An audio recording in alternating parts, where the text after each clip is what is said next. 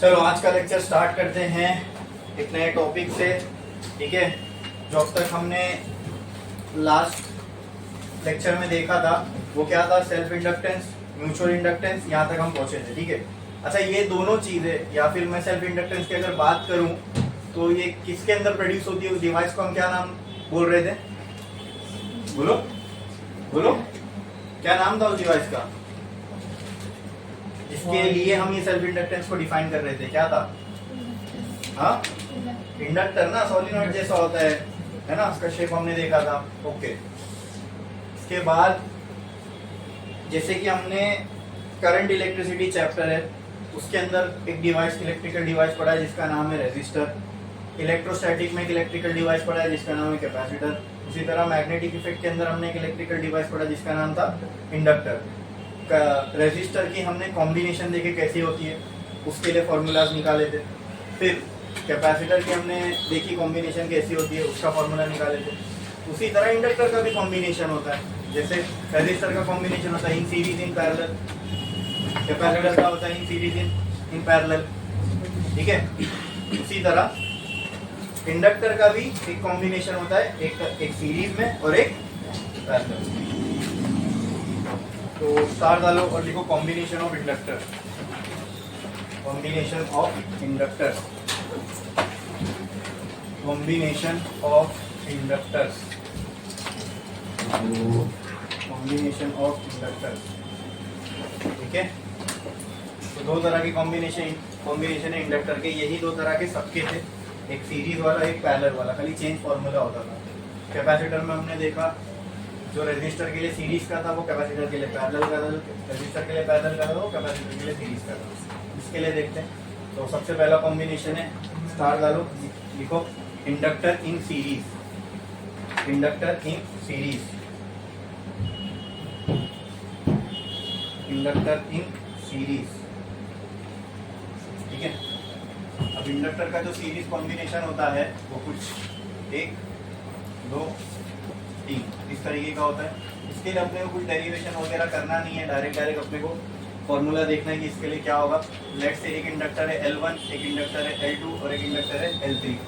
ठीक है, एक इंडक्टर है जिसका सेल्फ इंडक्टेंस क्या है L1, दूसरा इंडक्टर है उसका सेल्फ इंडक्टेंस क्या है L2, तीसरा इंडक्टर है उसका सेल्फ इंडक्टेंस क्या है L3। ठीक है, इसी तरह हमने देखा था ना कैपेसिटर जिसका कैपेसिटेंस C1, कैपेसिटर जिसका कैपेसिटेंस C2, अलग अलग इंडक्टेंस है सबके। और ये कैसे कॉम्बिनेशन में जुड़े हुए एक दूसरे के साथ, सीरीज कॉम्बिनेशन में। तो इनका एक इक्विवेलेंट इंडक्टेंस होगा, यानी इन सब को हटा के एक इंडक्टर में लगा सकता हूं जिसका इंडक्टेंस इन तीनों के बराबर का होगा। ठीक है, तो उसको हम क्या बोलते हैं, एल इक्विवेलेंट। ये कॉम्बिनेशन का कॉन्सेप्ट ही यही है। ठीक है, हमको ये जानना होता है कि अगर मान लो नंबर 2 4 7 में इंडक्टर लगे हुए, तो ये 3 4 इंडक्टर लगाने से अच्छा क्या मैं कोई एक ऐसा इंडक्टर ना लगा दूं जो इन तीनों के बराबर का काम करे, उसी को इक्विवेलेंट बोलते हैं। ये अकेला इनके इक्विवेलेंट का काम करेगा, इनके बराबर का काम करेगा। तो एल इक्विवेलेंट निकालने के लिए अगर सीरीज कॉम्बिनेशन है तो simple L1 plus L2 plus L3, ये होगा उसका मैथमेटिकल रिलेशन। तो बताओ पैरेलल के लिए क्या होगा? हाँ, 1 पैरेलल होगा वही। ठीक है, लिख लो पहले सीरीज कॉम्बिनेशन के लिए लिखने बना के लिख लो।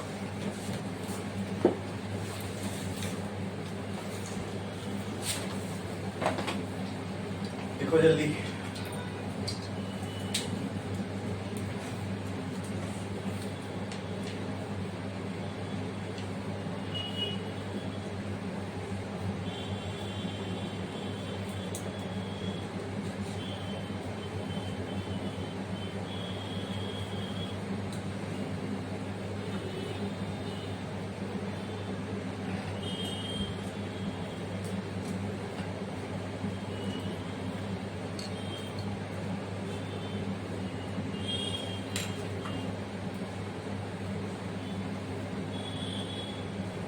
ठीक है, हो गया। चलो का बाकी है, जल्दी करो।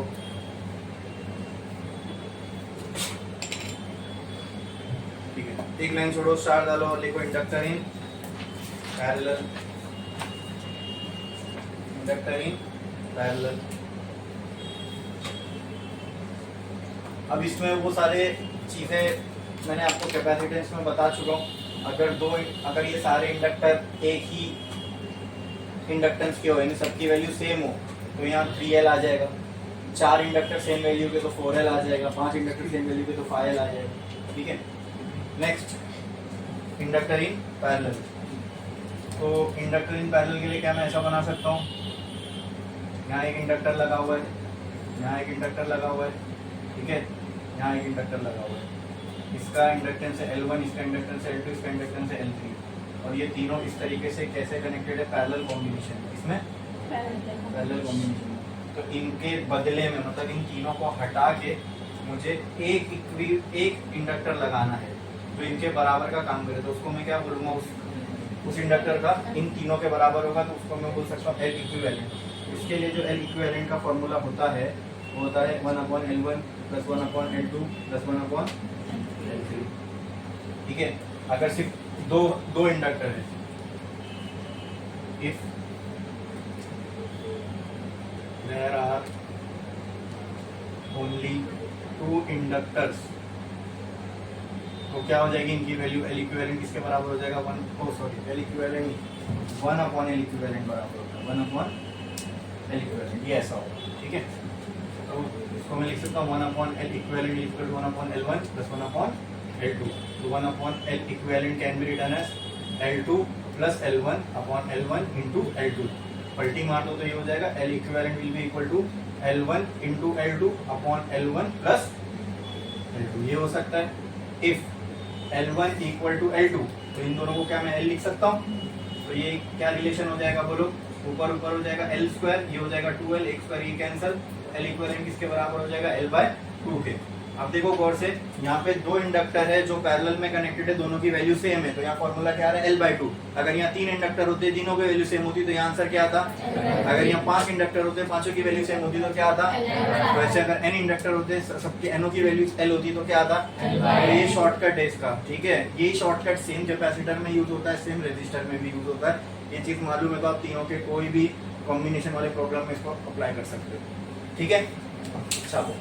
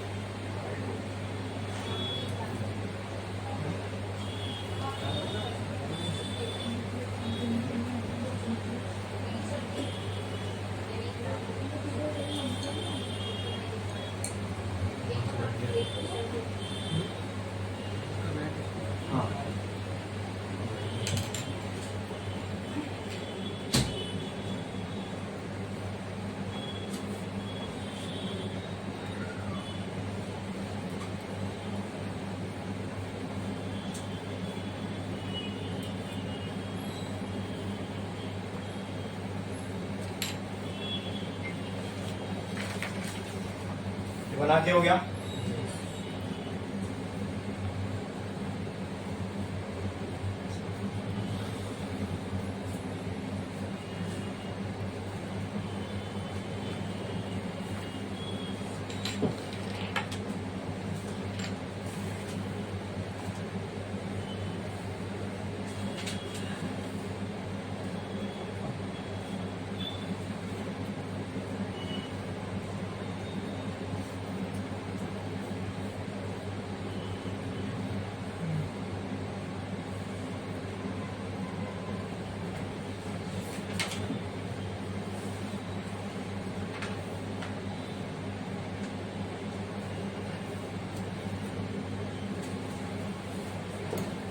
Yeah.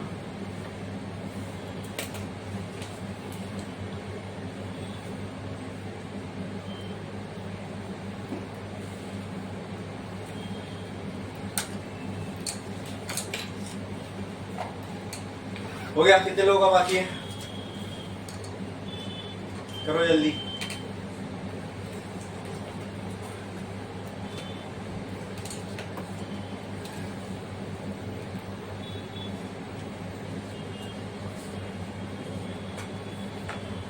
नेक्स्ट एक लाइन छोड़ो, हेडिंग डालो इंडक्शन एंड एनर्जी ट्रांसफर। एक लाइन छोड़ो, स्टार डालो, हेडिंग लगाओ induction and energy transfer. Induction and energy transfer.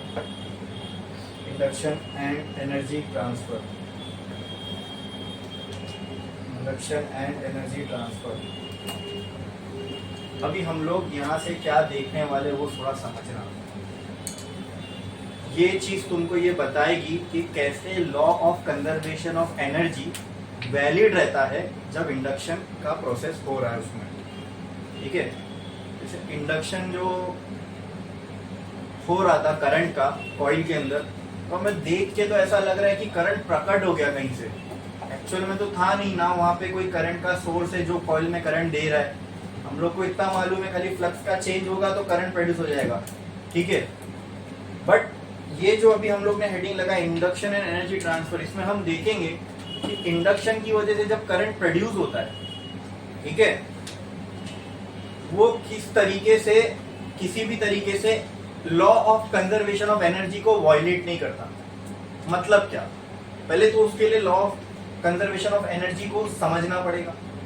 Law of conservation of energy क्या कहती है कि एनर्जी को हम ना क्रिएट कर सकते हैं ना डिस्ट्रॉय कर सकते हैं। तो क्या कर सकते हैं एनर्जी के साथ, तो उसको कन्वर्ट करते हैं, बराबर।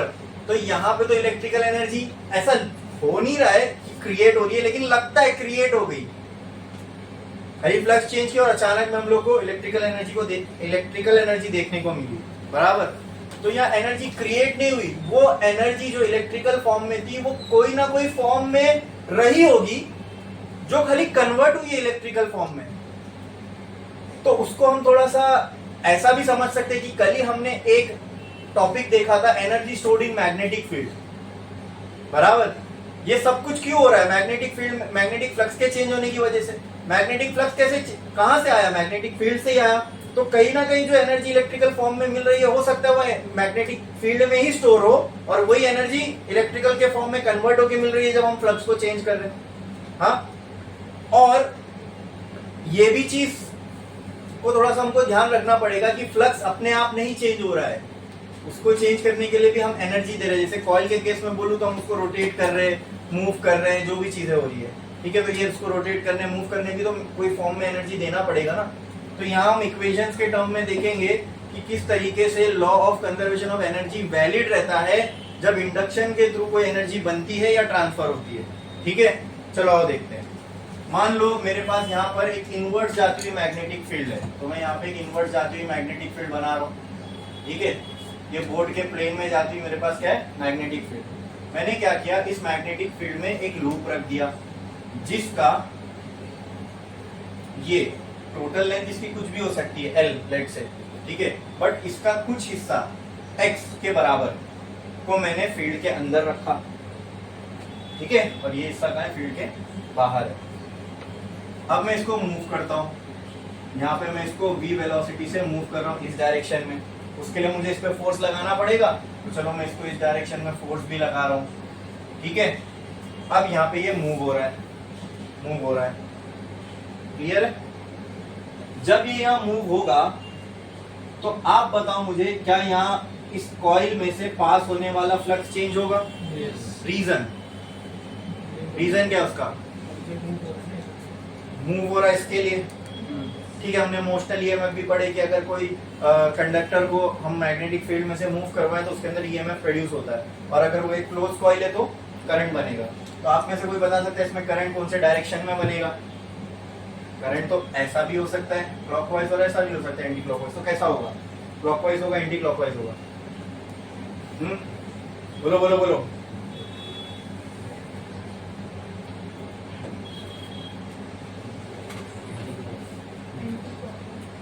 Anti clockwise. रीजन,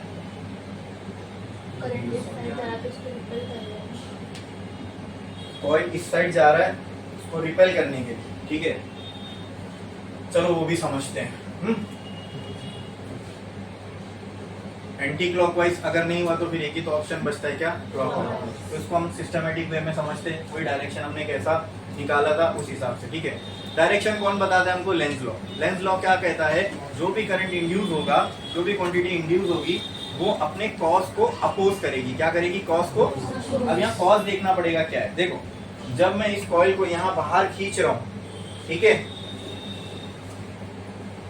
या तो यहाँ बैठ जाओ या पीछे बैठ जाओ, वहां पे भी दो लोग आ सकते हैं, तो मैंने बीच में लगाया, ठीक है। यहाँ पे जो कॉज है वो क्या है पहले ये समझना पड़ेगा। बैक बीच में रखो, जगह होगी।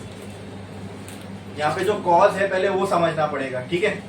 अगर मैं इसको, इस कॉइल को इस तरफ खींच रहा हूँ तो उससे क्या होगा? मैग्नेटिक फील्ड डिक्रीज होगी। क्यों डिक्रीज होगी? दूर जा रहे, ऐसा समझो ना इसको। देखो ये एक एरिया है, राइट। जैसे जैसे इसको मैं बाहर निकालूंगा तो जो एरिया अंडर फ्लक्स है वो कम होगा। मतलब फ्लक्स तो यहाँ उतना ही है। देखो यहाँ पर मैंने यहाँ एक मैग्नेट रखा, पीछे एक मैग्नेट रखा, मैग्नेटिक फील्ड लाइंस उतनी ही जा रही है, मैग्नेटिक फील्ड लाइंस तो बढ़ नहीं रही है। तो करंट अगर इसमें आएगा तो फ्लक्स के चेंज की वजह से आएगा। और फ्लक्स का चेंज हमको पता है 3 चीजों से हो सकता है। एक मैग्नेटिक फील्ड है और थीटा के चेंज होने से।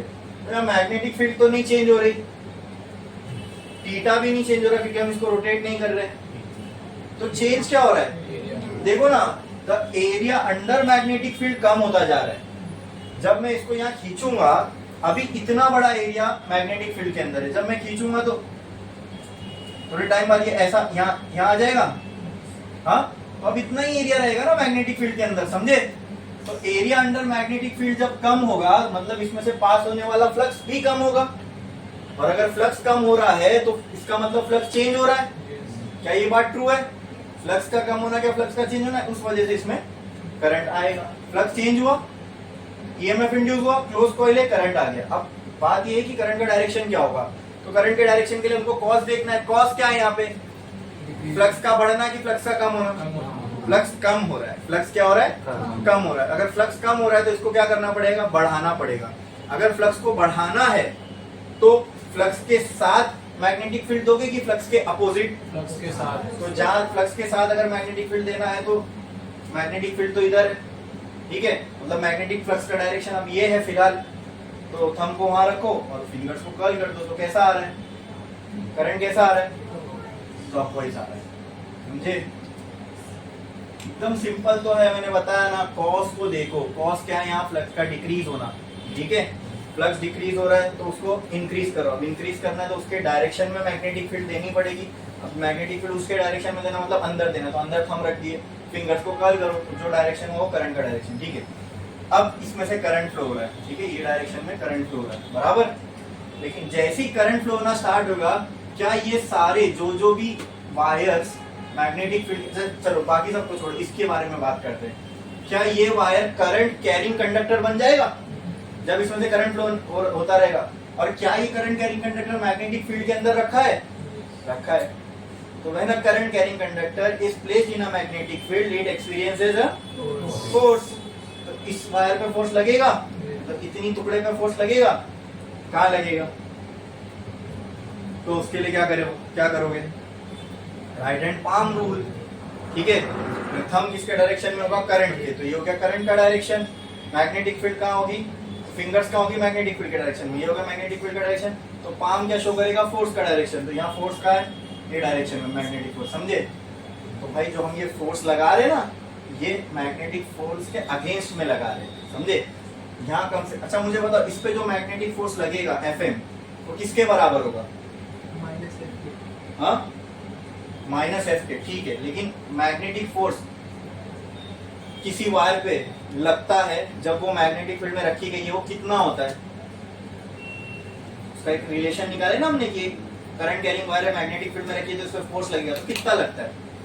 फोर्स कितना होता है बताओ, फॉर्मूला बताओ उसका। What is that term? बोलो बोलो बोलो भाई।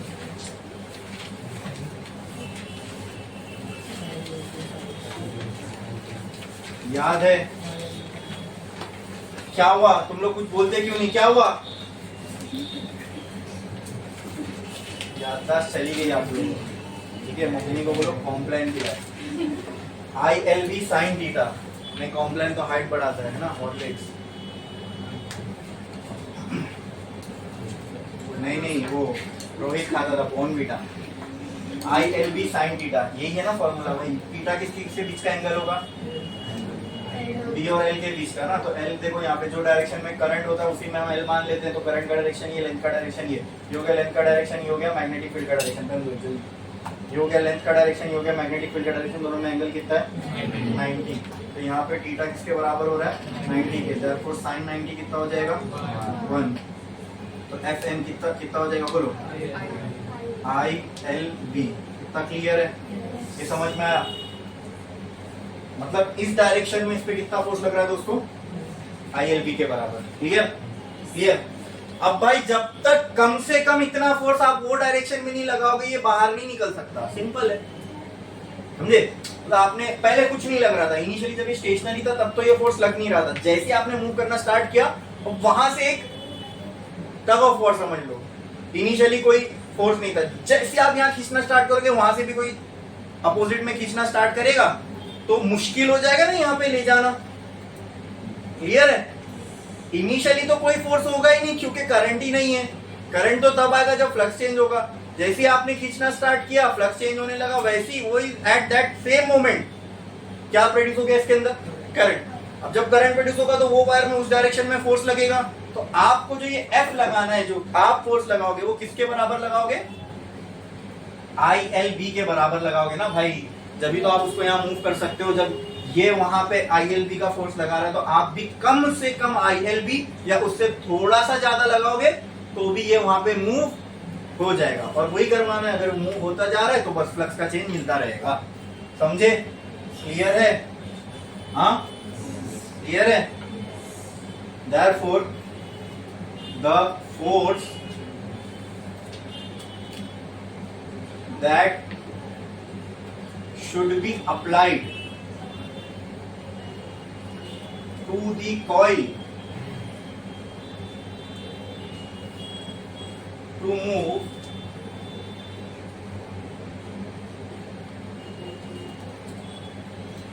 will be equal to, that should be applied, force F that should be applied to move the coil, that will be equal to ILB। F किसके बराबर लगाना अपने को, ILB के बराबर। बोलो क्लियर है। तो किसी ने मेरे से ये नहीं पूछा सर ये भी तो वायर है, ये भी वायर है, इनमें भी करंट फ्लो हो रहा है, ये भी मैग्नेटिक फील्ड में, क्या इन पे फोर्स नहीं लगेगा? क्या आपके दिमाग में ये नहीं आया? नहीं आया ना, तभी तो। अभी देखो अगर ये डायरेक्शन, इस पे भी फोर्स लगेगा, वो भी करंट कैरिंग कंडक्टर है, वो भी मैग्नेटिक फील्ड में, तो उस पे भी फोर्स लगेगा। तो चेक कर लो, थोड़ा सा रिवीजन हो जाएगा। और क्या, कहाँ फोर्स लगेगा, करंट के डायरेक्शन में। L इंटू बी देखना है, L into B, L into B. हाँ सर यहाँ तो L इंटू बी देखना ही नहीं, खाली पाम रूल देखना है। थंब कहाँ रहेगा, करंट के डायरेक्शन में। तो ये हो गया करंट का डायरेक्शन। फिंगर्स कहाँ होगी, मैग्नेटिक फील्ड के डायरेक्शन में। तो मैग्नेटिक फील्ड के डायरेक्शन में करंट का डायरेक्शन ये हो गया, मैग्नेटिक, ये हो गई मैग्नेटिक फील्ड ऐसा। हाँ ये मैग्नेटिक फील्ड का डायरेक्शन, ये करंट का डायरेक्शन। हाँ पाम कहाँ फेस कर रहा है, तो ये हो जाएगा FM। तो यहाँ FM की क्या वैल्यू होगी, I मान लो इस लेंथ को, ये L बोल रहा हूँ तो इसको कुछ और नाम दो, B दे दो, ठीक है। इसकी लेंथ मान लो B है तो IB, नहीं B को आगे भी A नाम दे दो, इस लेंथ को A नाम दे दो। तो इसका फॉर्मूला क्या बन जाएगा, IAB अपवर्ड। साइन थीटा लगाने की जरूरत नहीं क्योंकि यहाँ भी एंगल 90 है, तो IAB ऊपर लगेगा, नीचे वाली वायर पे लगेगा फोर्स। तो उसको चेक करो, करंट का डायरेक्शन ये, मैग्नेटिक फील्ड इनसाइड, तो ये तो सेट हो गई दोनों वही डायरेक्शन में। तो फोर्स कहाँ लगेगा, डाउनवर्ड। तो इसमें जो FM लगेगा कहाँ लगेगा, कितने का लगेगा, इसमें भी IAB का ही लगेगा। तो देखो ना, इन दोनों से फर्क इसलिए नहीं पड़ रहा है क्योंकि ये ऊपर और नीचे सेम लाइन ऑफ एक्शन पे सेम अमाउंट ऑफ फोर्स लग रहा है। तो ये दोनों और खुद ही एक दूसरे को कैंसिल कर देंगे। सही बात समझ में, इसलिए इनको कंसिडरेशन में लेने की जरूरत नहीं है। सही बात समझ में, क्लियर है। तो यहाँ नेट फोर्स आपको कितना लगाना पड़ेगा वहां खींचने के लिए, ILB के बराबर। बोलो इतना क्लियर है।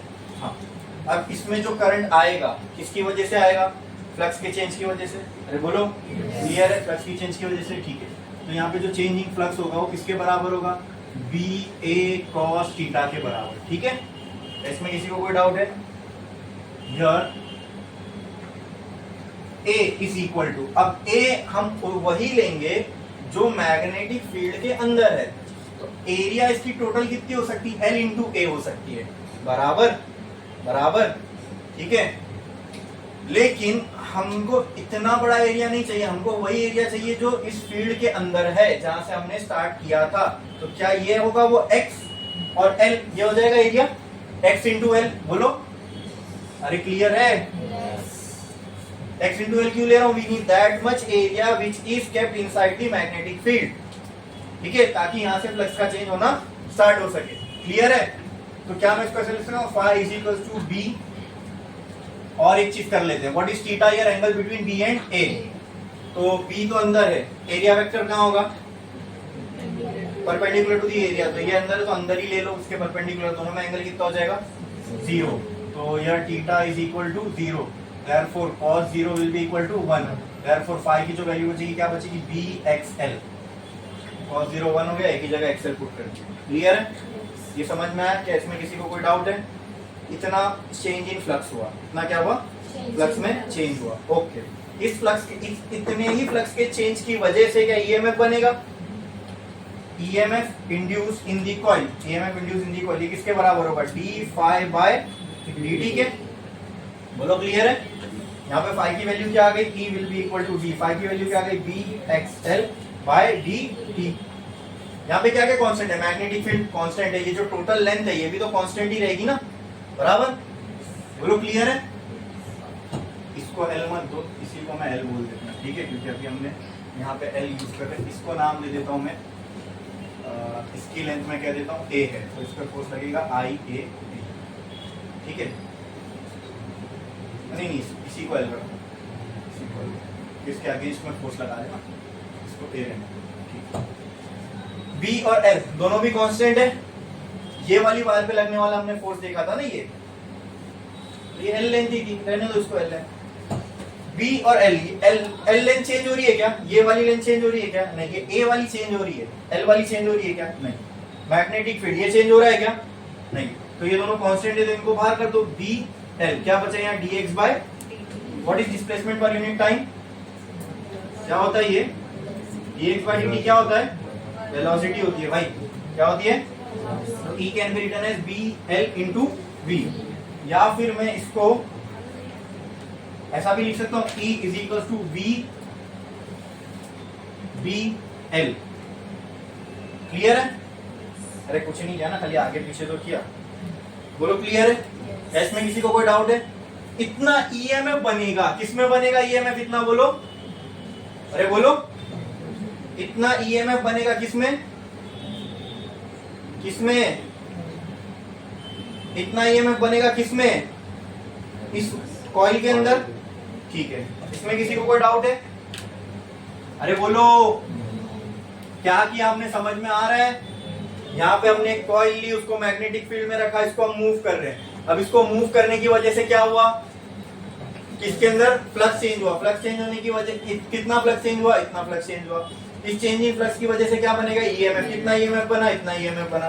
बोलो क्लियर है? बोलो क्लियर है? अच्छा, अभी हम लोग यहाँ पे जो एनर्जी प्रोड्यूस हो रही है उसको इन टर्म्स ऑफ पावर देखेंगे। क्या देखेंगे? अब क्यों इन टर्म्स ऑफ पावर देखेंगे हम लोग? क्योंकि हम जो इसको एनर्जी दे रहे हो वो मैकेनिकल फॉर्म में। मैकेनिकल फॉर्म में मतलब आप उसको पकड़ के मूव कर रहे हो, तो आपने मैकेनिकल फॉर्म में इसको एनर्जी दी। मूव कर रहे हैं यानी डिस्प्लेसमेंट दे रहे हैं हम इसको, वर्क कर रहे हैं इसके ऊपर।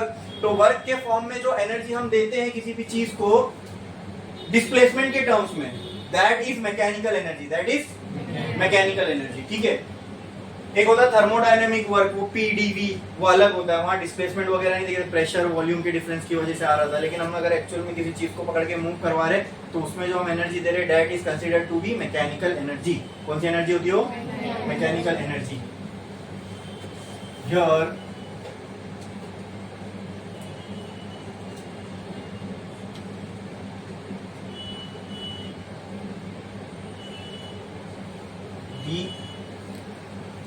energy is given to the coil in the form of बोलो मैकेनिकल एनर्जी, ठीक है। अभी जो मैकेनिकल एनर्जी है इसको हम कैसे मैकेनिकल एनर्जी का मतलब यहाँ पे हम वर्क के फॉर्म में ही इसको एनर्जी दे रहे हैं, ठीक है, और उस एनर्जी को हम क्या बोल रहे हैं, मैकेनिकल एनर्जी। तो कहना है that mechanical energy is equal to, या फिर that work is equal to force into displacement. बोल सकता हूँ ये, हाँ कि ना? तो यहाँ पे जो फोर्स आया वो किसके बराबर आया, कितना फोर्स लगा रहे हैं हम लोग इस पे, ILB के बराबर। बोलो क्लियर है? कहना है W is equal to ILB into x. हाँ हाँ, ये आ गई एनर्जी, ये आ गई, इतनी एनर्जी हमने दी। देखो ना, ये ILB का फोर्स लगा रहे हैं तभी तो इसके अंदर इलेक्ट्रिकल एनर्जी बन रही है ना। तो हमने जो energy the in the form of work, वो किसमें कन्वर्ट हो गई, इलेक्ट्रिकल एनर्जी में। किसमें? वो अभी नहीं, वो अब तक आए नहीं, हम इलेक्ट्रिकल एनर्जी वाले पार्ट पे अब तक आए नहीं, अभी तक सिर्फ हम अपनी एनर्जी काउंट कर रहे हैं यहाँ पे ना। Energy given to the coil is in the form of mechanical form में एनर्जी दे रहे हैं, मतलब आप उसको फोर्स लगा रहे हो, उसकी वजह से क्या हो रहा है, डिस्प्लेसमेंट, और इसी को क्या बोलते हैं, वर्क। क्लियर है? तो मैकेनिकल एनर्जी हम इसको किसके फॉर्म में दे रहे हैं, वर्क के फॉर्म में। उस वर्क का फॉर्मूला क्या होता है, फोर्स इनटू डिस्प्लेसमेंट। और यहाँ कितना फोर्स लगाया आपने, इसके ILB के बराबर। फोर्स को क्वांटिफाई करना है ना, कितना फोर्स लगाओगे कि ये मूव होगा, तो ILB के बराबर आपने फोर्स लगाया। अब हम देखते हैं हमने जो ये एनर्जी दी, इसकी वजह से पावर कितनी प्रोड्यूस हुई, यानी हमने इसको कितनी पावर दी, प्रोड्यूस नहीं, हमने कितनी पावर दी। ये हमारी एनर्जी है, एनर्जी पर यूनिट टाइम कर दो, वो आपको पावर दे देगा। ठीक है, पावर का मैं आपको सिंपल फॉर्मूला बता रहा हूं, इसको आप मॉडिफाई कर सकते हो to find any type of power. Power का जग जाहिर फॉर्मूला होता है energy per unit time, energy per unit. अब अगर आपको इलेक्ट्रिकल एनर्जी निकालनी है, इलेक्ट्रिकल एनर्जी का टर्म पुट कर दो, या अगर आपको थर्मल एनर्जी निकालनी है, थर्मल एनर्जी का टर्म पुट कर दो, तो आपको थर्मल पावर मिल जाएगी, इलेक्ट्रिकल पावर मिल जाएगी। अब हमको मैकेनिकल पावर चाहिए, तो हम यहाँ पे कौन सी एनर्जी डालेंगे, मैकेनिकल एनर्जी। तो power P is equal to mechanical energy जो हमने दी, इसको किसके फॉर्म में दी, वर्क के फॉर्म में, अपॉन टाइम। तो बोलो वर्क का जो फॉर्मूला है वो कितना है, IBLX अपॉन T। क्या मैं इसको ऐसा लिख सकता हूँ, P is equal to IBL into x by t. हाँ बोलो Yes. तो क्या ये इक्वेशन कुछ ऐसी हो जाएगी, P will be equal to IBL into B। Clear है? क्लियर है? क्या इसमें किसी को कोई डाउट है? हाँ ठीक है। अच्छा, यहीं पर मैं एक छोटी सी चीज और कर देता हूँ, इस फॉर्मूले को और सिंप्लीफाई करने के लिए, कि यहाँ से करंट का टर्म हट जाए। तो यहाँ क्या मैं इसको ऐसा लिख सकता हूँ, बोलो ये हो गया VBL। चलो यहीं पे कर देता हूँ, आप भी नहीं कर दीजिए। I क्या ER के बराबर, सॉरी V बराबर होता है IR के, ठीक है, ओम्स लॉ। तो कहना है राइट I, लेकिन हमारे में तो हम ये V को इंड्यूस हो रहा है इसलिए E से रिप्रेजेंट कर रहे हैं, तो E इक्वल टू क्या हो जाएगा, IR। तो I इक्वल टू क्या हो जाएगा, E बाय R। तो I किसके बराबर होगा, अगर E VBL के बराबर, तो ये हो जाएगा VBL बाय। बोलो इतना क्लियर है? हाँ, क्या मैं यहाँ पे I की जगह पे वो टर्म लिख सकता हूँ?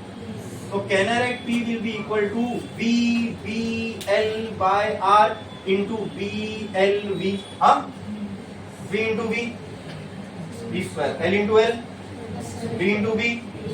तो कहना है पावर का जो फॉर्मूला है वो आ जाएगा B square L square by, इतनी आ गई हमको पावर, इतनी आ गई हमको। अब ये कौन सी पावर है, जो प्रोड्यूस हुई या जो हमने दी है, जो हमने दी है, क्योंकि ये पावर कैसे आई, वर्क को पुट करके आई ना। The energy which we gave to the coil, right. तो ये वो पावर है दोस्तों जो हमने दी। अगर अच्छा, फिर ये एनर्जी जो हम दे रहे हैं मैकेनिकल फॉर्म में, ये किसमें कन्वर्ट हो जाएगी, इलेक्ट्रिकल फॉर्म में, बराबर। अगर इलेक्ट्रिकल फॉर्म में ये एनर्जी कन्वर्ट हो रही है, तो यहाँ वर्क की जगह जब मैं इलेक्ट्रिकल एनर्जी का फॉर्मूला रखूंगा और पावर सेम आएगी, इसका मतलब जो मैंने जितनी एनर्जी मैकेनिकल फॉर्म में दी, उतनी ही एनर्जी किसमें कन्वर्ट होके मिली। लेकिन ये अभी तक प्रूफ नहीं हुआ है, ये हम असम्पशन लगा रहे हैं कि अगर ऐसा होगा तो हम ये मान सकते हैं कि हमने जो एनर्जी दी वो पूरी की पूरी किसमें कन्वर्ट हो गई, इलेक्ट्रिकल फॉर्म में कन्वर्ट हो गई। ठीक है, बोलो क्लियर है, बोलो समझ में आया, वैसे तो कभी भी आइडियल, ये आइडियल चीज है, मतलब ऐसा होता ही नहीं है कोई भी सिस्टम हो दुनिया का जिसमें आप जितनी एनर्जी दो और सेम अमाउंट ऑफ एनर्जी वो आपको निकाल के दे। ठीक है, हो ही नहीं सकता। There are always losses. इसका मतलब ये नहीं कि सर एनर्जी गायब हो गई, वो गायब होना भी लॉ ऑफ कंजर्वेशन को वायलेट कर देगा। एनर्जी कभी गायब नहीं होती, वो एंट्रोपी होती है। ठीक है, that is randomness of energy, उसको कभी हम अकाउंट में ले ही नहीं सकते, बहुत रैंडम होती है। ठीक है, चलो फिलहाल इतना समझ में आया। हमको ये समझ में आया कि इतनी पावर हमने दी कॉइल को, अभी जगह नहीं बची है तो ले कर लो, उसके आगे बढ़ते हैं। फिर हम वो पावर देखेंगे जो हमको मिल रही है कॉइल के थ्रू। करो, लिखो जल्दी फटाफट।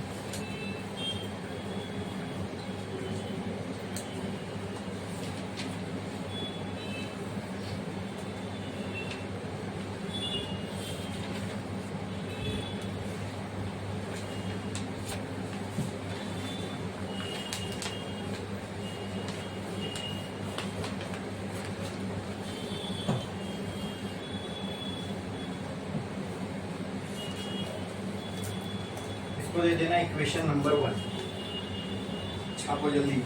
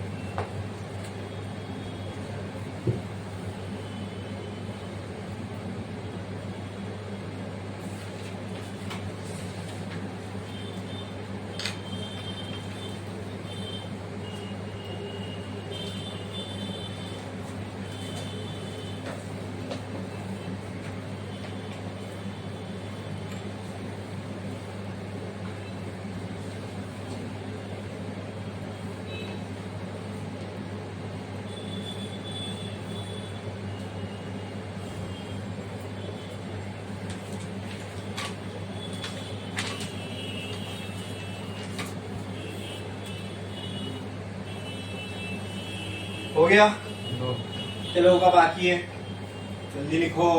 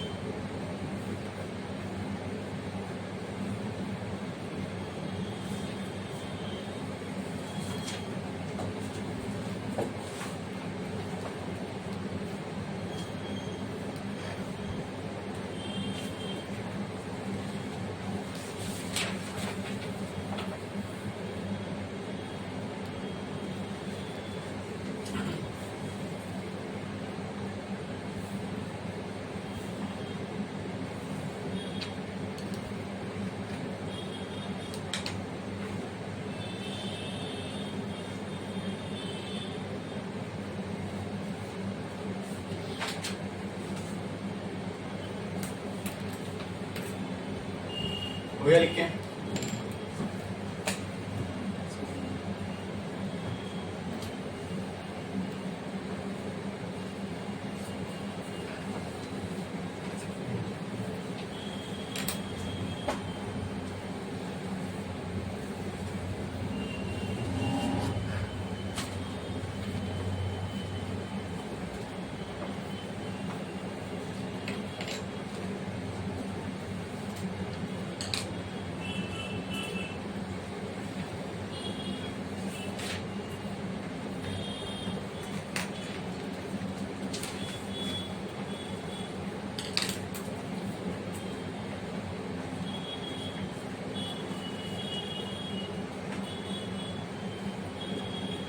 नेक्स्ट आगे बढ़ते हैं। अब हम लोगों को ये मालूम पड़ गया कि हमने कितनी पावर दी। अब ये देखते हैं कि कितनी पावर जो है हमको मिली। ओके, तो कॉइल में जो एनर्जी, कॉइल में करंट प्रोड्यूस हुआ, ठीक है, इसका मतलब वहां से हमको इलेक्ट्रिकल फॉर्म में एनर्जी मिलेगी। हमने मैकेनिकल फॉर्म में एनर्जी दी, कॉइल से हमको कौन से फॉर्म में मिलेगी? इलेक्ट्रिकल फॉर्म में। ठीक है, दी एनर्जी वहां क्या लिखेंगे? गिवन ना, given to coil, the energy produced by the coil will be in the form of which energy? बोलो, will be in the form of electrical energy। ठीक है, और इलेक्ट्रिकल एनर्जी का फॉर्मूला पता है क्या होता है? अगर करंट की वजह से एनर्जी प्रोड्यूस होती है ना, तो उस एनर्जी का जो फॉर्मूला है इलेक्ट्रिकल एनर्जी, इलेक्ट्रिकल एनर्जी, इसका फॉर्मूला होता है I² RT। क्या होता है इसका फॉर्मूला? I² RT। ठीक है, ये इलेक्ट्रिकल एनर्जी का फॉर्मूला होता है, ऐसी एनर्जी जो करंट की वजह से प्रोड्यूस हुई है। ठीक है, ये 10th स्टैंडर्ड में है आप लोगों को। लोग क्लियर है? फिर भी जिसको नहीं याद होगा तो मैंने बता दिया। करंट प्रोड्यूस हो रहा है ना यहाँ पे, तो जो एनर्जी मिल रही है वो किसके फॉर्म में मिल रहा है? Electrical energy. तो करंट के वजह से जो एनर्जी प्रोड्यूस होती है उसी को हम इलेक्ट्रिकल एनर्जी बोलते हैं, and that is equal to I² RT। यानी ये एनर्जी हमको मिल रही है कॉइल से। ओके, अब पावर देखेंगे क्या होती है, इलेक्ट्रिकल पावर।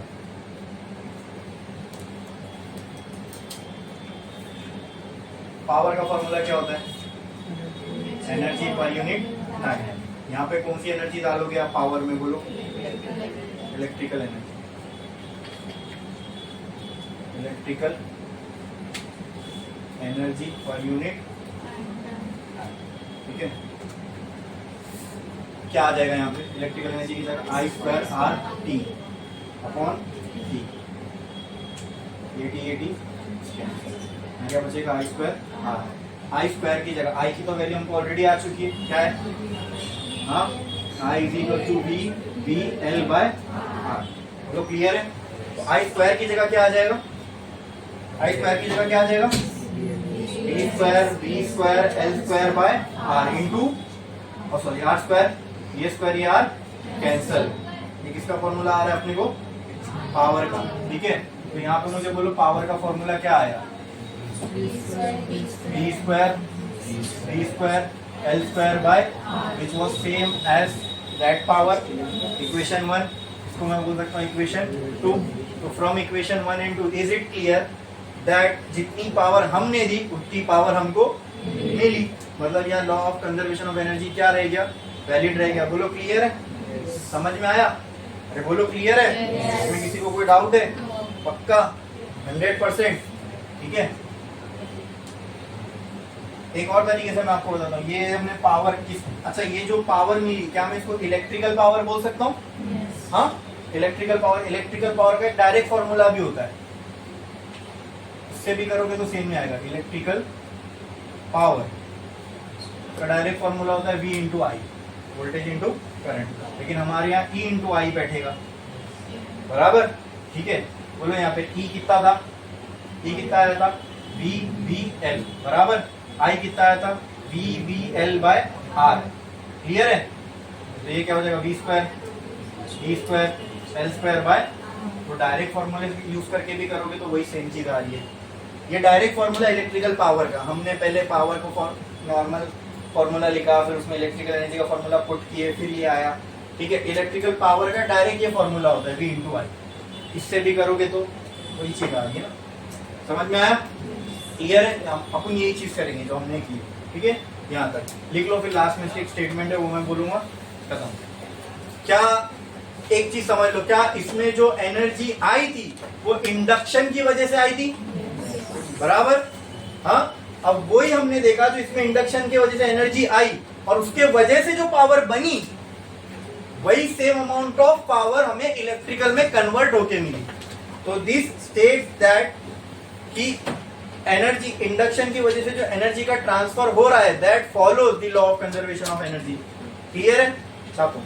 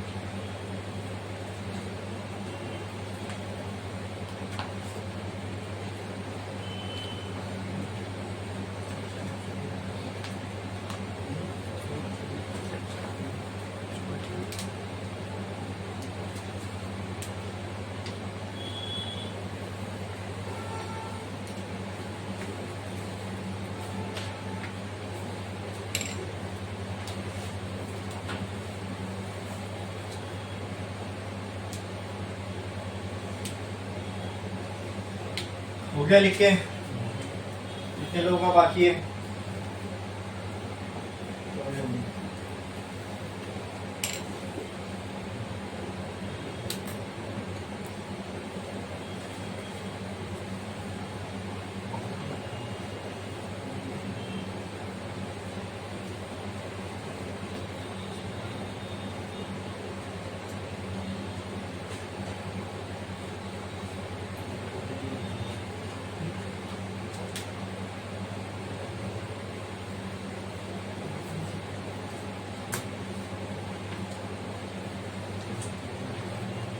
इनका हो गया। एक लाइन छोड़ो, स्टार डालो, हेडिंग लगाओ। Energy density of magnetic field, energy density of magnetic field.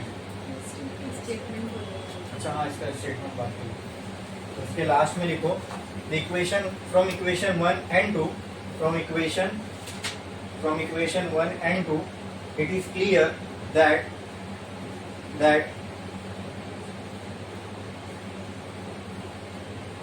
the energy produced due to induction, ऐसा लिखो, रुको, the energy produced and transferred due to induction follows law of conservation of energy. The energy produced and transferred follows law of conservation of energy. From 1 and 2 it is clear that energy produced and transferred due to induction, follows law of conservation of energy. बोलो, clear है? लिख दिए? Yes. ठीक है, अब next topic, एक line छोड़ो, star डालो, हेडिंग लगाओ, energy density of magnetic field. Energy density of magnetic field. Energy density of magnetic field. अभी याद रखना दोस्तों, इससे पहले समझ लेते हैं कि इसमें करना क्या है। तो उसके लिए एक चीज याद रखना, जब भी मैं वर्ड डेंसिटी बोलूं तो समझ लेना समथिंग पर यूनिट वॉल्यूम। कोई चीज की डेंसिटी कैसे निकाली जाती है, वो क्वांटिटी को वॉल्यूम से डिवाइड करके, ठीक है। जैसे फॉर एग्जांपल अगर मैं बोलूँ मास डेंसिटी, इसका मतलब मास पर यूनिट वॉल्यूम। अगर मैं बोलूँ फ्लक्स डेंसिटी, इसका मतलब फ्लक्स पर यूनिट वॉल्यूम, ठीक है। तो अगर मैं बोल रहा हूँ एनर्जी डेंसिटी, इसका मतलब एनर्जी पर यूनिट वॉल्यूम। कौन सी एनर्जी, बट कौन सी एनर्जी, इलेक्ट्रिकल, काइनेटिक, पोटेंशियल, कौन सी, हाँ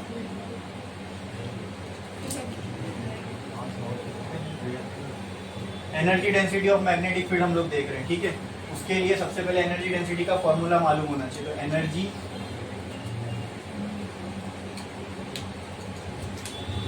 density is equal to energy per unit volume, ये होती है एनर्जी डेंसिटी, ठीक है, ठीक है, क्लियर है।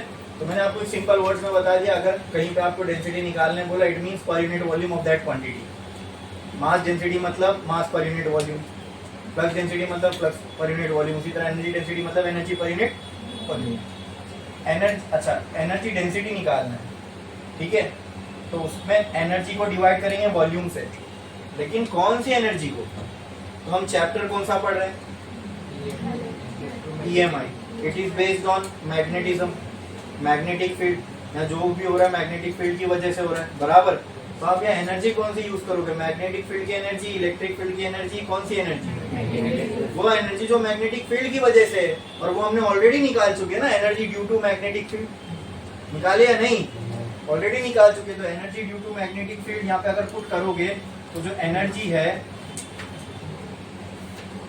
चलो मैं यहाँ लिख देता हूँ, energy, energy due to magnetic field, ठीक है। और अगर आपको याद होगा तो उसका सिंबल ऐसा था, UV अपॉन वॉल्यूम अपॉन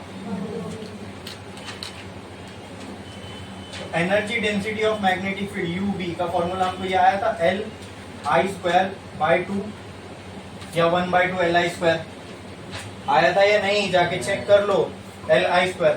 और वॉल्यूम को मैं लिख सकता हूँ एरिया इंटू लेंथ, ये कोई भी वॉल्यूम का जनरल फॉर्मूला है, किसी भी वॉल्यूम को मैं एरिया इंटू लेंथ के फॉर्म में रिप्रेजेंट कर सकता हूँ। Area multiply by its length gives us volume. तो क्या मैं अब इस रिलेशन में इसको ऐसा लिख सकता हूँ, UV/V, हाँ क्या मैं इसको ऐसा लिख सकता हूँ, UV इंटू 1/V, हाँ। तो क्या मैं कैपिटल U, एनर्जी डेंसिटी को स्मॉल यू से डिनोट करते हैं, किससे, स्मॉल यू। लेकिन एनर्जी डेंसिटी किसकी निकाल रहे हैं हम लोग, मैग्नेटिक फील्ड की ना, इसलिए small you for energy density, और जिसकी निकाल रहे हैं वो सफिक्स में, energy density of magnetic field. Energy density of किसके बराबर, UV किसके बराबर है, Li²/2 into 1/A into L, clear है। अच्छा क्या मैं इसको ऐसा लिख सकता हूँ, मेरे को बताना, हाँ। I², देखो energy density of magnetic field, क्या मैं इसको ऐसे लिख सकता हूँ, I²/2A into capital L upon small l, हाँ। ये आ गई आपको एनर्जी डेंसिटी मैग्नेटिक फील्ड, ठीक है। अब हमको स्पेसिफिकली इसके अंदर सोलिनॉइड की निकाल रहा हूं या फिर इंडक्टर की। क्यों इंडक्टर की बात कर रहा हूं, सोलिनॉइड क्यों बोल रहा हूं, क्योंकि inductor is just like a solenoid, है ना। और जो हमने मैग्नेटिक एनर्जी निकाली थी वो भी इंडक्टर के अंदर ही निकाली थी, क्योंकि इंडक्टर के अंदर क्या प्रोड्यूस होती है, मैग्नेटिक फील्ड। और हमने ये अज्यूम किया था कि वो जो मैग्नेटिक फील्ड है, जो एनर्जी जितनी भी हमको मैग्नेटिक फील्ड के अंदर चाहिए वो उसके अंदर स्टोर हो रही है, इसलिए हमने उसको दो नाम दिया था, एनर्जी ड्यू टू इंडक्टर और energy due to magnetic field. आप बोलोगे एनर्जी इंडक्टर के अंदर स्टोर है, वो भी सही है, या फिर ये बोलो इंडक्टर के अंदर जो मैग्नेटिक फील्ड है उसमें स्टोर है तो दोनों इंडक्टर में ही ना, हाँ।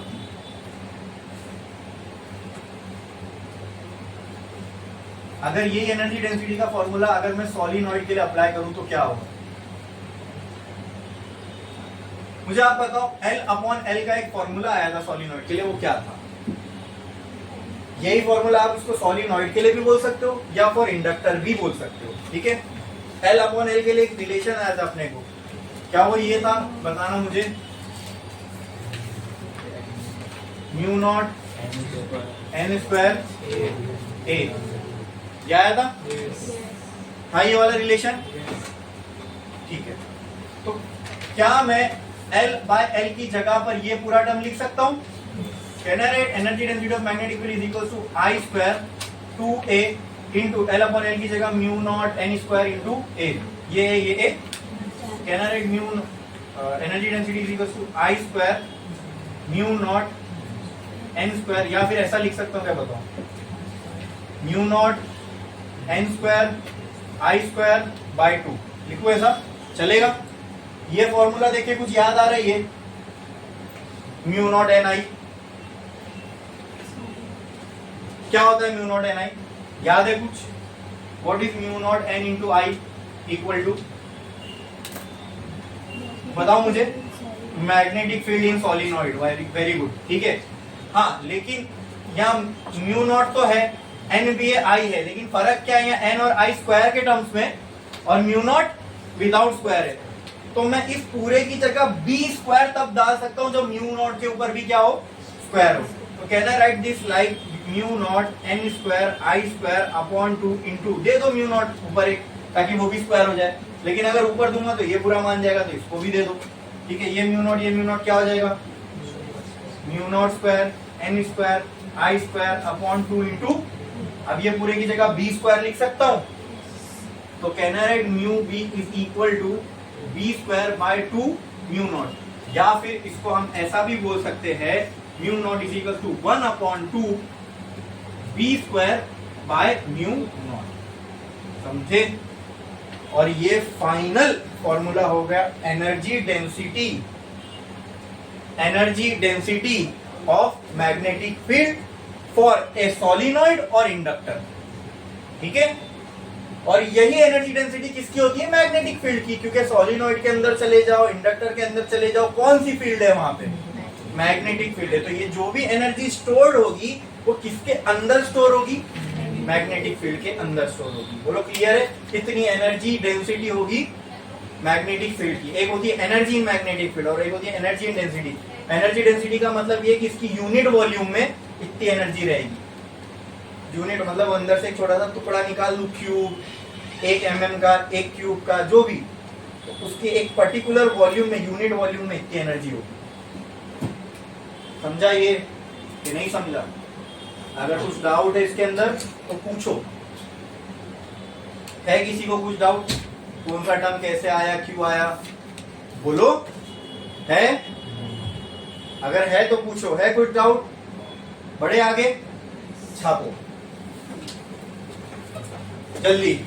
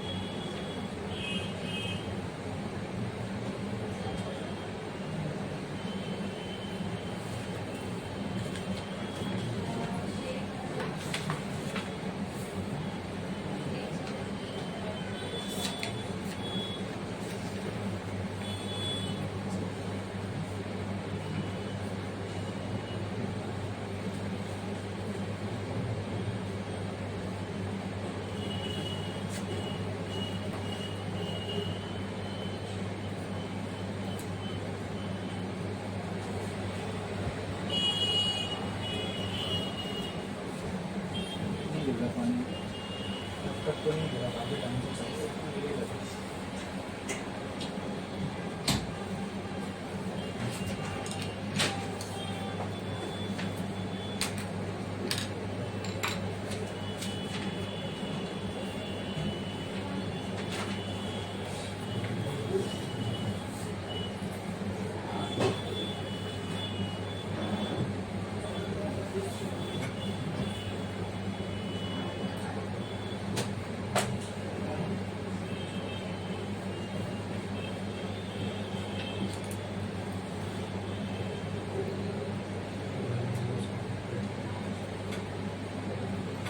हो गया लिख के?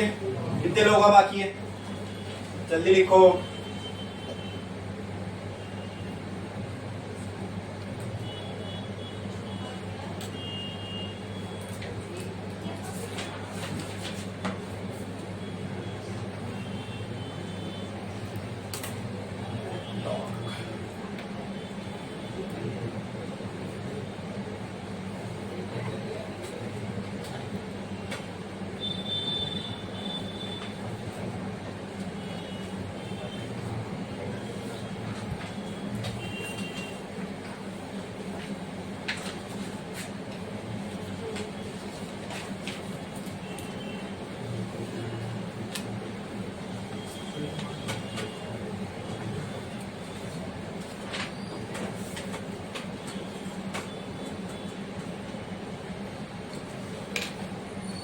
जिनका हो गया वो एक लाइन छोड़ो, स्टार डालो, हेडिंग लगाओ, induce EMF in a stationary coil.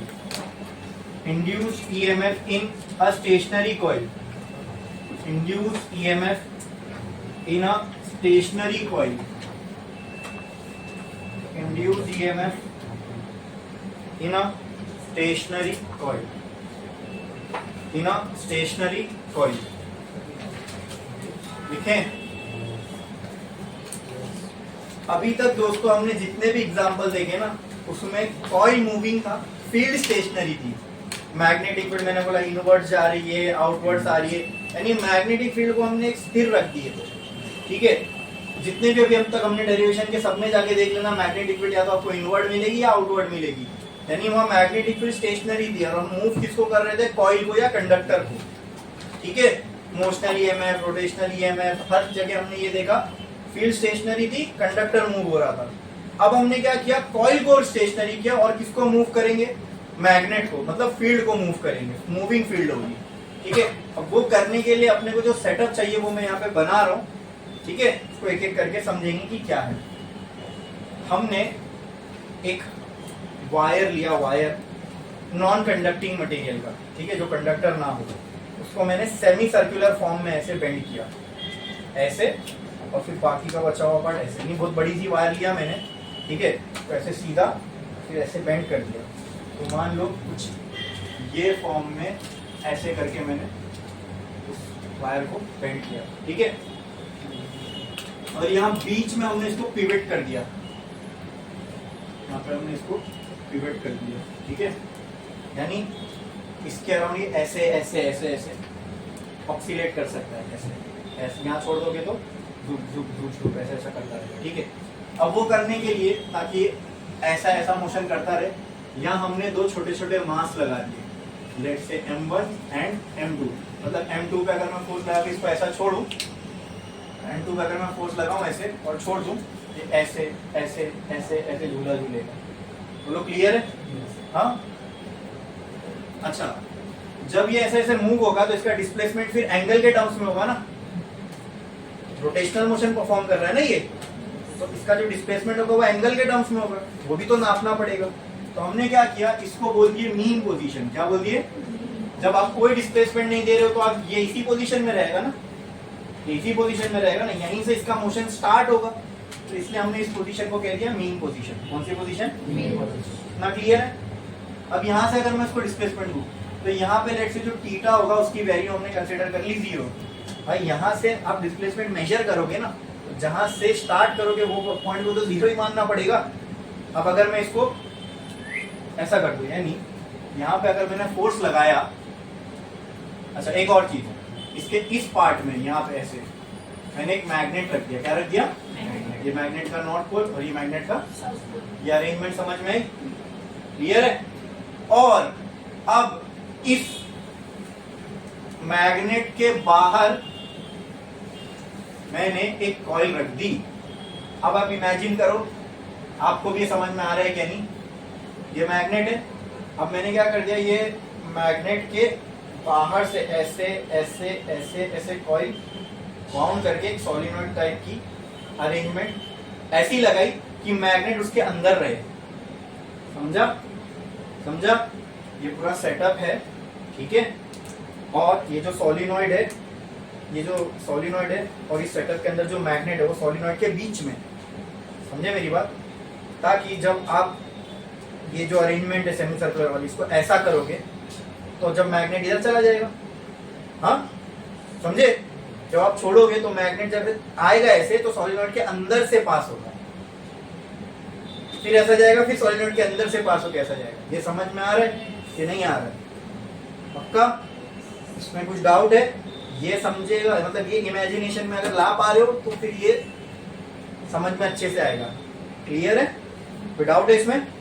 हाँ। अब अगर मैं इसके ऊपर ऐसे फोर्स लगाऊं तो आप मुझे बताओ, क्या ये ऐसा हो जाएगा?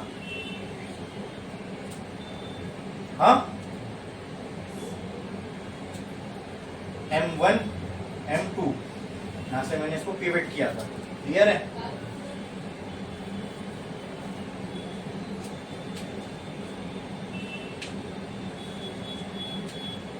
ये मैग्नेट यहां कहीं पहुंच जाएगा, हाँ, नॉर्थ साउथ, और अपनी जो कॉइल थी वो यहीं रहेगी।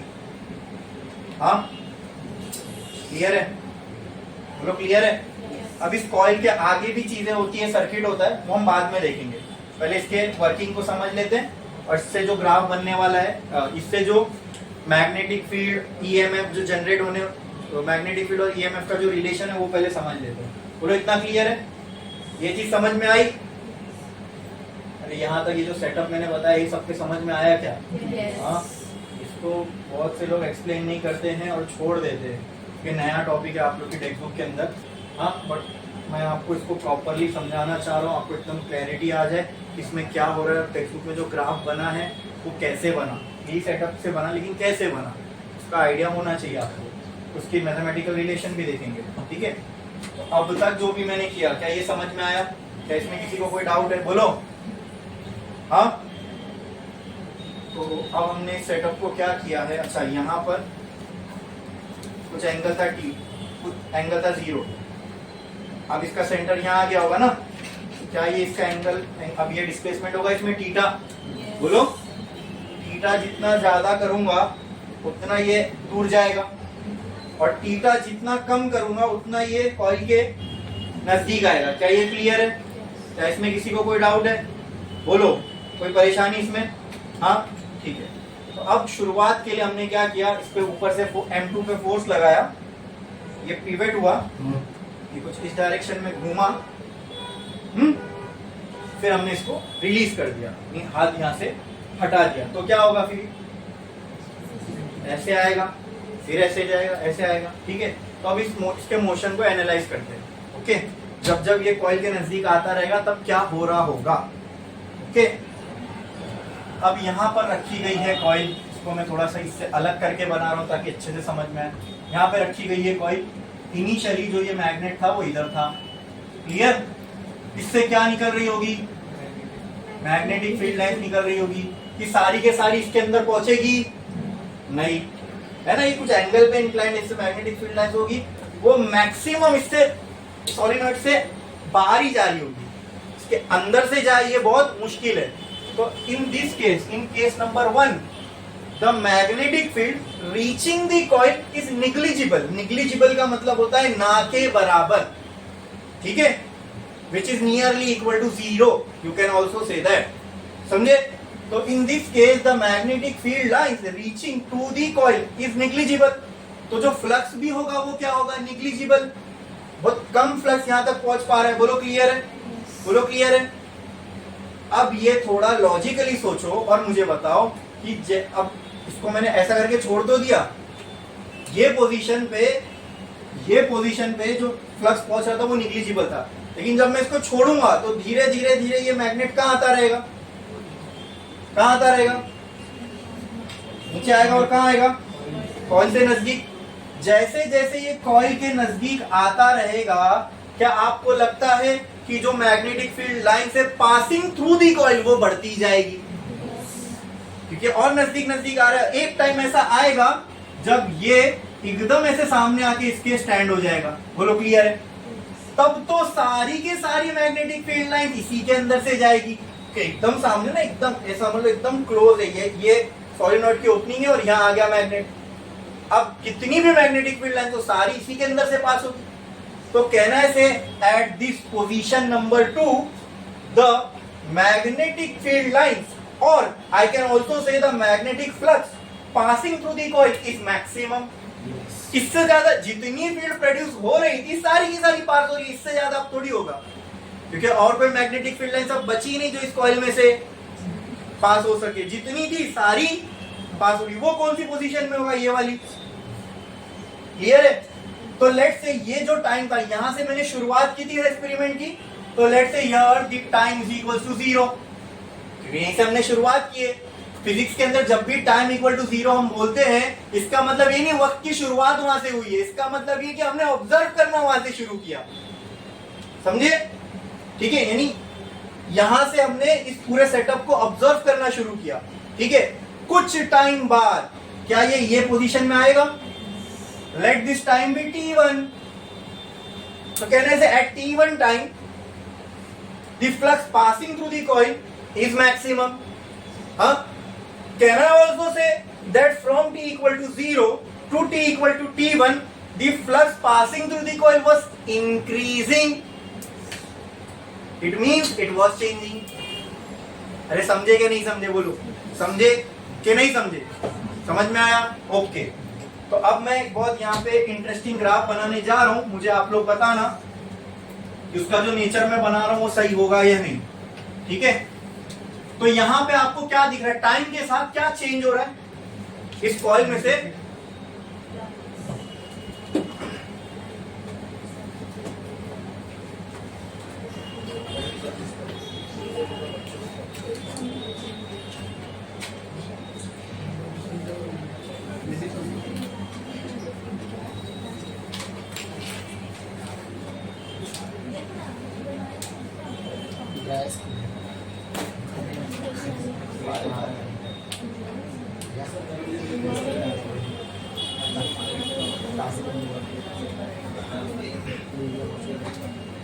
चलो ये सिनेरियो समझ में आया, इसमें किसी को कोई डाउट है, पक्का, बढ़े आगे।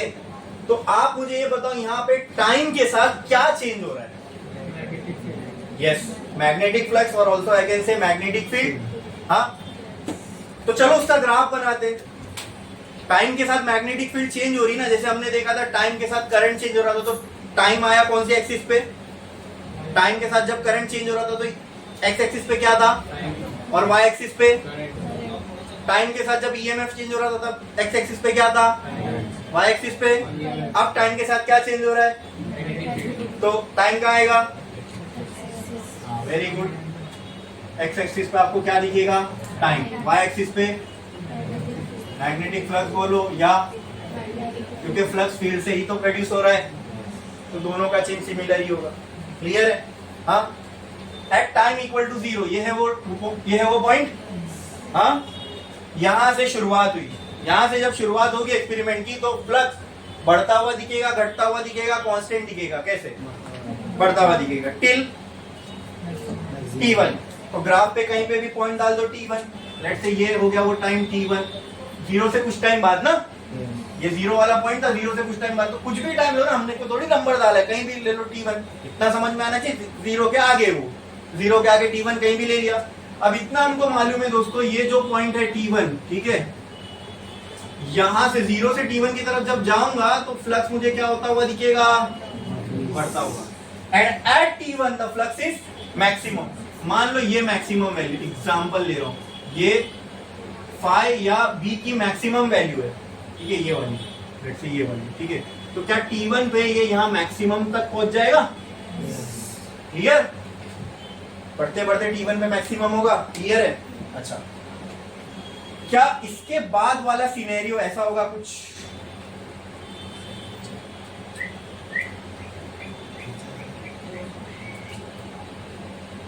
बोलो।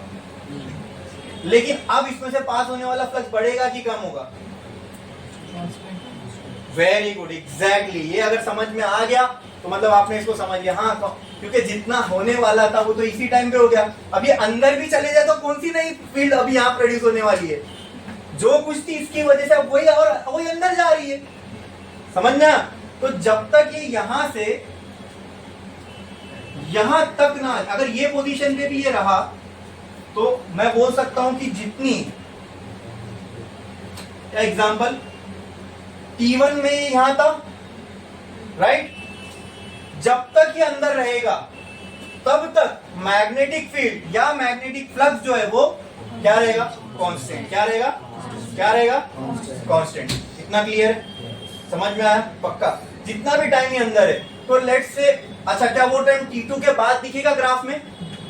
लेट्स से उस टाइम को T2 दे दो। क्या नाम दे दिया मैंने? T2। तो फ्रॉम T1 वो पॉइंट था जब ये कॉइल के सामने आया, T1 से लेकर T2 टाइम तक ये कहां होगा? अंदर। जब तक ये अंदर होगा तब तक फ्लक्स और फील्ड क्या रहेगी? तो कांस्टेंट का मतलब यहां पर ये T2 वाला पॉइंट है, ठीक है? कांस्टेंट का मतलब ये ऐसी स्ट्रेट लाइन आएगी, हाँ? एंड आफ्टर दिस ये क्या ये सिनेरियो होना चालू हो जाएगा? हाँ, ये दूर जाने लगेगा। जैसे जैसे इसके कॉइल से दूर जाएगा तो मैग्नेटिक फील्ड क्या होगी? डिक्रीज होगी। क्या होगी? डिक्रीज। T2 तक ये मैक्सिमम थी, T2 के बाद डिक्रीज। क्यों? क्योंकि अब सिनेरियो उल्टा हो गया, अब ये उस साइड पे जा रहा है, ठीक है? तो T2 के बाद क्या हो गया? फील्ड डिक्रीज होते हुए। समझ में आया किस तरीके का ग्राफ बनता है? ये टेक्स्ट बुक में अगर आप ग्राफ देखोगे तो समझ में नहीं आएगा कैसे बना, ठीक है? मैंने अब लेकिन आपको पूरा क्लियर समझा दिया कि ये ग्राफ का नेचर ऐसा क्यों है। क्यों नहीं समझ में आएगा? क्योंकि टेक्स्ट बुक में ये सारे केसेस थोड़ी ना दिए हुए। टेक्स्ट बुक में तो खाली यही डायग्राम है बस। उसको एक्सप्लेन आपको एक टीचर ही कर सकता है कि वो ग्राफ ऐसे बना क्यों। समझे? क्लियर है? अब ये देखने के बाद हम लोग इससे क्या फ्लक्स चेंज हुआ? क्या फ्लक्स चेंज हो रहा है यहाँ पे? यस, इतने टाइम के लिए फ्लक्स चेंज हो रहा है, फिर इतने टाइम के लिए वापस चेंज हो रहा है। जब जब फ्लक्स चेंज होगा क्या तब तक ईएमएफ इंड्यूस होगा? Very good. तो और जब फ्लक्स चेंज नहीं हो रहा है तब नहीं भाई, फ्लक्स कांस्टेंट है तो ईएमएफ कांस्टेंट नहीं होता, ईएमएफ होता ही नहीं है। फ्लक्स का चेंज चाहिए ईएमएफ के लिए। फ्लक्स का चेंज नहीं होगा तो ईएमएफ कांस्टेंट नहीं होता, जीरो होता है, होता ही नहीं है वहां। समझे? ये तो क्लैरिटी अपने को होनी चाहिए, अपन पहले डिस्कस कर चुके। तो हमको देखना है कि इस चेंज इन फ्लक्स की वजह से क्या चेंज हो रहा है दोस्तों? तो क्या प्रोड्यूस हो रहा है? ईएमएफ। तो टाइम के साथ ईएमएफ भी कम ज्यादा होगा, कहीं फ्लक्स बढ़ रहा है कहीं कम हो रहा है, दिख रहा है ना? ठीक है, ये ईएमएफ वर्सेस टाइम ग्राफ। मान लो ये ईएमएफ की मैक्सिमम वैल्यू, उसको हम ई नॉट बोलते हैं ना, तो ये पॉजिटिव में ई नॉट और ये ईएमएफ की मैक्सिमम वैल्यू होती है नेगेटिव में ई नॉट। बोलो क्लियर है? तो उसी ग्राफ को देख के ये बनाओ तो और अच्छे समझ में आएगा, इसके लिए मैंने उसको नीचे की तरफ बनाया, ठीक है? एट टाइम T1 क्या ये होगा वो कंडीशन? एट टाइम T2 क्या ये होगी वो कंडीशन? क्योंकि ये भी तो टाइम से ही साथ ग्राफ है ना, हाँ? T1 टाइम पे और T2 टाइम पे क्या होगा वो हम देखते हैं, ठीक है? चलो नाउ टेल मी, अब यहाँ तो निग्लिजिबल फ्लक्स है, तो ईएमएफ बहुत ना के बराबर होगा, इसके लिए जीरो के करीब होगा, उसको हम नहीं बनाएंगे। मुझे बताओ जब ये T1 पे पहुंचा, T1 पे, तब फ्लक्स क्या था? चेंजिंग फ्लक्स क्या था? मैक्सिमम था, ठीक है? उससे पहले जो ईएमएफ बना वो निग्लिजिबल होना, तो जहां पर ये चेंजिंग फ्लक्स मैक्सिमम है, अच्छा ये फ्लक्स कैसा है? इंक्रीजिंग है। क्या है? क्या है? अब सॉलिनॉइड में जो है इंक्रीजिंग फ्लक्स है, तो जो इंड्यूस करंट बनेगा उसका डायरेक्शन अगर मैं चेक करने जाऊं तो अपोजिंग नेचर का होगा। अपोजिंग नेचर मतलब डिक्रीज करना चाहेगा, और डिक्रीज करना चाहेगा मतलब अपोजिट में मैग्नेटिक फील्ड बनाएगा, अपोजिट में मैग्नेटिक फील्ड बनाएगा, तो ऐसी होगी, ऐसी मतलब ऐसी होगी, ऐसी मतलब anti clockwise clockwise, anti clockwise है क्लॉकवाइज है, हाँ? तो आप क्लॉकवाइज को नेगेटिव मानो या पॉजिटिव मानो, जो मानना है आप मान सकते हो, लेकिन टेक्स्ट बुक में जैसा दिया हुआ है, अभी देखो यहाँ आते वक्त मैग्नेटिक फील्ड लाइंस क्या हो रही थी? बढ़ रही थी। क्या हो रही थी? अब increasing flux is the cause, तो इसको क्या करना पड़ेगा? डिक्रीज। डिक्रीज करने के लिए आप मैग्नेटिक फील्ड कहां बनाओगे, ऐसे ऐसे। अगर मैग्नेटिक फील्ड ऐसे बनाओगे बाहर की तरफ, तो फिंगर्स को ऐसे कर्ल करना पड़ेगा, ऐसे फिंगर कर्ल हो रही है ऐसे। अरे तो एंटी क्लॉकवाइज हो ना, क्लॉकवाइज कैसे हुआ, देखो बाहर ऐसे मैग्नेटिक फील्ड लाइंस ऐसे देना है ना, इसके अगेंस्ट में ऐसे, तो फिंगर को ऐसे कर्ल करोगे, ऐसे कर्ल करो, मतलब देखो ऐसे कर्ल करो, तो ये क्या है, एंटी क्लॉकवाइज। यानी T1 में जो ईएमएफ प्रोड्यूस होगा या करंट प्रोड्यूस होगा, that will be of anti clockwise nature. कैसा, तो हम मान रहे हैं कि anti clockwise let's say negative है, तो क्लॉकवाइज क्या होगा, तो जब ये करंट का डायरेक्शन क्लॉकवाइज होगा तो उसको हम क्या बनाएंगे, ये बिल्कुल तुम्हारे ऊपर है, ऐसा ये मैं पत्थर की लकीर नहीं है, मैं एंटी क्लॉकवाइज, ये आप अपने ऊपर से, आप एंटी क्लॉकवाइज को पॉजिटिव मानो तो ग्राफ ऊपर बनेगा, तो क्लॉकवाइज वाला ग्राफ नीचे बनेगा। मैं एंटी क्लॉकवाइज को नेगेटिव मान रहा हूं तो एंटी क्लॉकवाइज वाला ग्राफ नीचे बनेगा और क्लॉकवाइज वाला ऊपर, बस और कुछ नहीं, समझे। तो T1 टाइम में जो ईएमएफ है वो भी क्या, फ्लक्स है मैक्सिमम, तो उस टाइम पे ईएमएफ क्या होगा, मैक्सिमम। लेकिन उस T1 टाइम में जो है इंक्रीजिंग फ्लक्स, और इंक्रीजिंग फ्लक्स की वजह से जो करंट बन रहा है वो एंटी क्लॉकवाइज बन रहा है, और क्योंकि टेक्स्ट बुक में एंटी क्लॉकवाइज को नेगेटिव माना है, इसलिए मैं भी तुमको एंटी क्लॉकवाइज नेगेटिव लेके चल रहा हूँ, ताकि यहाँ का ग्राफ वहां का ग्राफ मिसमैच ना हो, फिर और एक अलग कंफ्यूजन क्रिएट हो जाएगा, ठीक है। तो यहाँ T1 टाइम में जो ईएमएफ होगा दैट विल बी मैक्सिमम। तो यहाँ आपको एक ग्राफ दिखा, ये निग्लिजिबल है, निग्लिजिबल ना के बराबर है यहाँ पे, नेगेटिव में ऐसे समझ लो, ऐसे ऐसे थोड़ा सा, जैसे वहां थोड़ा थोड़ा इंक्रीज दिख रहा था, देखो यहाँ ऐसे, तो ये यहाँ पे आपको क्या दिखेगा, ये मैक्सिमम क्या दिखेगा। और T1 से T2 टाइम, यानी समझ लो ये T1 से लेके T2 तक का टाइम है, वहां तक ईएमएफ कुछ था, फ्लक्स चेंज हुआ नहीं, तो ईएमएफ जीरो ही होगा ना भाई, देखो जीरो वाली लाइन है ना ये। इसके बाद मैग्नेट निकला बाहर, अब फ्लक्स कम होना स्टार्ट होगा, फ्लक्स कम होना स्टार्ट होगा तो जो करंट का नेचर होगा वो कैसा हो जाएगा, क्लॉकवाइज। क्या होगा, अब क्लॉकवाइज करंट जो बन रहा है उसको मैं लेट्स से पॉजिटिव बना रहा हूँ, तो यहाँ पे आ जाएगा, बोले ये बढ़ते बढ़ते T2 पे ये बढ़ेगा, ये ऐसा, ऐसे ये ग्राफ बहुत चुन्नू सा है, छोटा सा है, इसकी वजह से जो है तुमको ऐसा लग रहा होगा सर T2 टाइम ये तो T1 टाइम के आगे निकल के एकदम क्लोज होना चाहिए था, लेकिन बनाने टाइम उतना क्लोज कैसे बनाओगे, ठीक है। इसके लिए थोड़ा सा गैप दिख रहा है तो कंफ्यूज मत होना, ये टाइम T1 से T2 कांस्टेंट है, आप बोलोगे सर यहाँ तो बढ़ता हुआ दिख रहा है, ठीक है। सडन एट T2 टाइम में ही जो है आपको इंक्रीजिंग फ्लक्स देखने को मिलेगा और आपको यहाँ पे ईएमएफ देखने को मिलेगा। बोलो क्लियर है, बोलो क्लियर है। तो T1 टाइम का ये ईएमएफ का, और T1 टाइम पे ये होगा ईएमएफ, T2 टाइम पे ये होगा ईएमएफ, दोनों समझ में आई है। ऐसे पीक क्यों बन रही है दोनों जगह ईएमएफ में, T1 टाइम में फ्लक्स मैक्सिमम हुआ, ठीक है, फिर उसके बाद T2 पे भी फ्लक्स मैक्सिमम है ना, बस अपोजिट डायरेक्शन में। जब ये यहाँ से बाहर निकलेगा तब भी जो पीछे के साइड से जो इसकी, तब भी यहाँ पे जो पीछे के साइड से मैग्नेटिक फील्ड लाइंस होगी वो इसी के अंदर होगी, ठीक है। बस करंट का डायरेक्शन क्या हो जाएगा, अपोजिट, क्योंकि अब ये कहाँ जा रहा है, बाहर की तरफ। क्लियर है, समझ में आया, ये पूरा सेटअप समझ में आया, क्या था क्यों था, इसमें किसी को कोई डाउट है। इसका मैथमेटिकल रिलेशन भी है, लेकिन वो हम देखेंगे एक छोटे से ब्रेक के बाद। ये अच्छे से समझ में आया? yes. अब मैं आपसे एक चीज पूछता हूं, वो मुझे बताना। ये जो मैग्नेट है इसकी मैक्सिमम वैल्यू फिक्स हो गई, क्योंकि इसमें से जितना मैक्सिमम फ्लक्स निकलना चाहिए वही निकलेगा। कुछ एक्स्ट्रा फ्लक्स, जैसे मान लो इसकी कैपेसिटी है 100 फ्लक्स निकालने की, तो 100 ही फ्लक्स निकालेगा, बराबर। और ये टाइम में पूरे 100 के 100 फ्लक्स अंदर होंगे, और यहाँ से यहाँ जाने तक वो पूरे 100 इसके अंदर रहेंगे, बराबर। क्लियर है? तो मैग्नेट तो फ्लक्स को चेंज नहीं कर रहा है, यानी मैग्नेटिक फील्ड की वैल्यू तो फ्लक्स को चेंज नहीं करी, मतलब यहाँ ना मैग्नेटिक फील्ड बढ़ रही है ना कम। तो फ्लक्स चेंज किसकी वजह से हो रहा है कॉइल में जाने वाला? हाँ, जो अंदर फ्लक्स चेंज हो रहा है वो किसकी वजह से हो रहा है? हाँ, फील्ड तो वही है, मैग्नेटिक फील्ड की वैल्यू तो यहाँ बढ़ नहीं रही जिसकी वजह से फ्लक्स बढ़े। तो यहाँ जो फ्लक्स का चेंज है वो किसकी वजह से, वो खाली मुझे बताओ, एकदम इजीली बता सकते हो देख के। ठीक है, फोर्स लगा के छोड़ा, ओके। और थोड़ा स्पेसिफिक हो जाओ कि किस पे डिपेंड कर रहा है फ्लक्स जो बढ़ रहा है, किस पे डिपेंड कर रहा है? हाँ, क्या मैं ये नहीं बोल सकता कि यहाँ पे ये थीटा था, ये थीटा जैसे जैसे कम होगा वैसे वैसे फ्लक्स बढ़ेगा? फिर थीटा 0 हो गया तब फ्लक्स मैक्सिमम है भाई, थीटा इक्वल टू 0 पे ये यहाँ रहेगा ना, और उस टाइम पे फ्लक्स क्या रहेगा इसमें, मैक्सिमम। फिर जब अपोजिट में थीटा की वैल्यू बढ़ेगी तब फ्लक्स। तो क्या ये थीटा के वेरी होने से, अरे ये ऐसे ऐसे घूम रहा है उसी की वजह से फ्लक्स चेंज हो रहा है, तो इसको स्पेसिफाई करना है तो कैसे करूंगा, ऐसे ऐसे को, हाँ ऐसे ऐसे को कैसे कैसे करूंगा बोलो, थीटा से, मतलब थीटा को वेरी करूंगा तो ये जितना मैं थीटा बढ़ाते जाऊं 0 से उतना फ्लक्स में चेंज आता रहेगा, जितना थीटा नजदीक आता रहेगा फ्लक्स बढ़ता रहेगा। फिर अपोजिट डायरेक्शन में जब थीटा की वैल्यू बढ़ेगी तब फ्लक्स। तो व्हाट इज दैट क्वांटिटी जिसके चेंज करने से फ्लक्स में चेंज आ रहा है, थीटा। क्या इस पिक्चर में कौन सी चीज है वो जिसके चेंज से फ्लक्स चेंज हो रहा है, थीटा। ये याद रखना।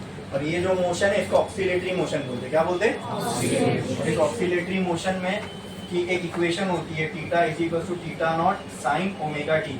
जैसे एक्चुअल में तो ये होती है ए साइन ओमेगा टी। ये जनरल इक्वेशन है for oscillation when it starts from mean position and move towards right. ठीक है, अब ये लेकिन लीनियर वाले के लिए हम कौन सी देख रहे हैं, एंगुलर की कहानी। तो एक्स की जगह क्या आ गया, ये मैक्सिमम डिस्प्लेसमेंट है, तो मैक्सिमम को यहाँ पे रिप्रेजेंट किया मैंने थीटा। जैसे मैक्सिमम करंट को आई नॉट से, मैक्सिमम ईएमएफ को ई नॉट से, जैसे मैक्सिमम डिस्प्लेसमेंट को थीटा नॉट से। अब इसके आगे की कहानी इतना तो समझ में आना, ये ऑक्सीलेशन हो रहा है और फ्लक्स की जो वैल्यू किस पे डिपेंड कर रही है, कि थीटा चेंज होगा तो फ्लक्स चेंज होगा। इतना समझ में आ रहा है। अब इसकी इक्वेशन के बारे में हम देखेंगे लेकिन ब्रेक के बाद।